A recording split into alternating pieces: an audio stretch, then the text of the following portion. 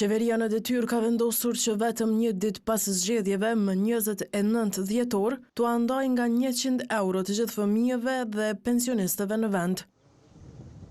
Këtë kryeministri në detyrë Albin Kurti e ka quajtur si ndihmë për fundvit e përdimër, ndonse në të kaluarën ndihmat e tilla në prag të zgjedhjeve nga vetë akter të VV-s janë quajtur blerje e votës.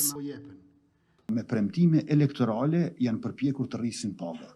Mirë po ekonomia nuk funksionon asisoj. Mund të funksionojnë dëshirat për pushtet. Mirë po ekonomia nuk funksionon me rritje pagash në fushata elektorale siç është bërë në të kaluarën. E sot nga pozita e kryeministrit, Kurti po thotë se këto shtesa nuk kanë të bëjnë asgjë me zgjedhje. A kanë qenë ato shtesa edhe vitin e kaluar? A kanë qenë edhe para vitit të kaluar?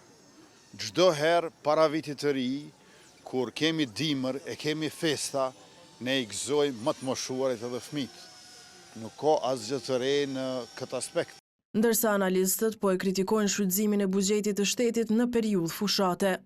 Në mungesë të një programi zhvillimor, qysh i mungon kësaj qeverie dhe sidomos ndarja e mjeteve 2 ditë, 3 ditë para zgjedhjeve, kjo tregon qartë që është mundu që të influencohet nëpërmes financave publike rezultati i një partije politike, në farvar të një partije politike. Kujtojmë që nga 100 euro Kurti u kishte ndarë edhe studentëve 3 ditë para zgjedhjeve lokale.